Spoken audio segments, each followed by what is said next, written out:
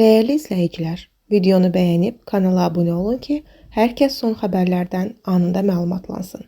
Səbuhi Hacızadə dünən Tovuzda həyat yoldaşı Mətənin Hacızadəni qətlə yetirdiyi haqda paylaşım edib. Daha sonra yoxa çıxmışdı. Məlumata görə 32 yaşlı Səbuhi Hacızadənin meyidi kənd ərazisindəki ağacdan asılı halda tapılıb. Xatırladaq ki, hadisədən sonra Səbuhi Hacızadə paylaşdığı videoda arvadını öldürdüyünü etiraf edib və öz həyatına da son qoyacağını demişdi. Akkor şirkətlər qrupuna daxil olan iki şirkət riskli vergi ödəyicisi siyahısına daxil edilib. Xəbər verilir ki, söhbət Akkor Qum MMC-dən və Akkordiyan Taraden MMC-dən gedir.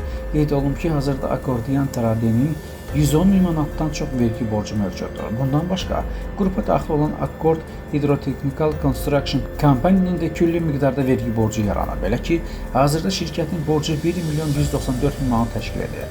Buradan əlavə söz gedən şirkət müxtəlif illərdə vergi məcəlləsinə uyğun olaraq vergi hesabatını və ya onu əvəz edən arayışı vaxtında təqdim etmədiyinə görə dəfələrlə cərimələnib. Qeyd edək ki, Akkor şirkətlər qrupu sabiq baş prokuror Zakir Qaravova məxsusdur.